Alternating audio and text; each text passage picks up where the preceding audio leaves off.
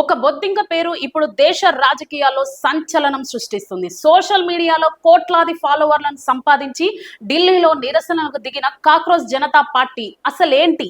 ఇది నిజమైన రాజకీయ పార్టీనా లేక యువత ఆవేదనకు ప్రతీకగా మారిన ఉద్యమమా? పూర్తి వివరాలు ఇప్పుడు చూద్దాం. నమస్తే, వెల్కమ్ టు టుడే 18 న్యూస్. నేను మీ కల్పన. దేశవ్యాప్తంగా సోషల్ మీడియాలో ఇటీవల ఎక్కువగా వినిపిస్తున్న పేరు కాక్రోచ్ జనతా పార్టీ లేదా సిజేపి.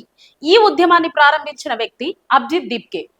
నిరుద్యోగ యువతను ఉద్దేశించి సుప్రీంకోర్టు ప్రధాన న్యాయమూర్తి జస్టిస్ సూర్యకాంత్ చేసిన వ్యాఖ్యలకు ప్రతిస్పందనగా అభిజిత్ దీప్కే దీనిని 2026 మే 16న స్థాపించారు. ఇది అధికారికంగా నమోదిత పార్టీ కానప్పటికీ యువత ఎదుర్కొంటున్న సమస్యలపై ప్రభుత్వానికి వ్యతిరేకంగా సామాజిక మాధ్యమాలలో పెద్ద ఎత్తున నిరసనలు, ఉద్యమాలు చేపడుతుంది.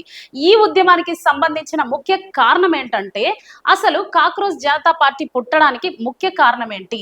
2026 మే 15న ఓ కేసు విచారణ సందర్భంగా సుప్రీంకోర్టు ప్రధాన న్యాయమూర్తి సూర్యకాంత్ ఉద్యోగం కోసం ప్రయత్నించే నిరుద్యోగులను బొద్దింకలు, కాక్రోచెస్ మరియు సమాజ పురన్న జీవులు అని వ్యాఖ్యానించారు.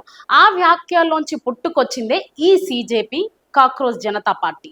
జస్టిస్ సూర్యకాంత్ గారన్న మాటలను వ్యతిరేకించే బదులు యువత ఈ పదాన్ని ప్రత్యేకంగా మార్చుకొని కాక్రోచ్ జనతా పార్టీ పేరుతో ఒక వ్యంగ్య ఉద్యమాన్ని ప్రారంభించారు. అసలు ఈ పార్టీ వ్యవస్థాపకుడు అభిజిత్ దీప్కే ఎవరు? ఆమ్ ఆద్మీ పార్టీ మాజీ సోషల్ మీడియా వ్యూహకర్త, అమెరికాలో పిఆర్ పబ్లిక్ రిలేషన్స్ పూర్తి చేసిన అభిజిత్ దీప్కే దీనికి కన్వీనర్ గా ఉన్నారు. అసలు దీని ప్రధాన డిమాండ్లు ఏంటి? నీట్ మరియు సిబిఎస్ఈ పరీక్షల్లో జరిగిన అవకతవకల బాధ్యత వహిస్తూ కేంద్ర విద్యాశాఖ మంత్రి ధర్మేంద్ర ప్రధాన్ రాజీనామా చేయాలని డిమాండ్ చేస్తూ ఈ పార్టీ ఆధ్వర్యంలో ఢిల్లీలోని జంతర్ మంతర్ వద్ద భారీ నిరసనలు జరగనున్నాయి.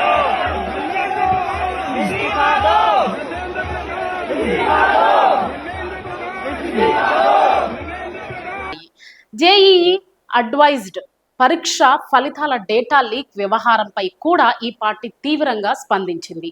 సోషల్ మీడియాలో ప్రధాన రాజకీయ పార్టీలకు ధీటుగా ఈ సటైరికల్ ఉద్యమం సోషల్ మీడియాలో మిలియన్ల కొద్ది ఫాలోవర్లను దక్కించుకుంది. నిరుద్యోగ యువత మరియు విద్యార్థుల నిరసనలకు ఒక వేదికగా మారింది. జూన్ 6న ఢిల్లీలోని జంతర్ మంతర్ వద్ద భారీ నిరసన కార్యక్రమాన్ని కూడా నిర్వహించనుంది. ఈ నిరసనలో విద్యా వ్యవస్థల్లో మార్పులు కోరుతూ యువత పెద్ద సంఖ్యలో పాల్గొంటున్నారు. అయితే కొందరు దీనిని యువత ఆవేదనకు ప్రతీకగా చూస్తుండగా మరికొందరు ఇది కేవలం సోషల్ మీడియా ట్రెండ్ మాత్రమేనని విమర్శిస్తున్నారు. ఇక ఈ ఉద్యమం భవిష్యత్తులో నిజమైన రాజకీయ పార్టీగా మారుతుందా లేక సోషల్ మీడియా ఉద్యమంగానే మిగిలిపోతుందా అనేది ఆసక్తికరంగా మారింది.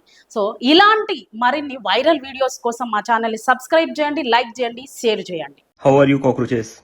यार मुझे सभी लोग बोल रहे हैं आप इंटरनेट पर धमाल मचा रहे हो, लेकिन मुझे लगता है अब कुछ असली काम करने का भी वक्त आ गया है, जिसके लिए हमने ये शुरू किया था.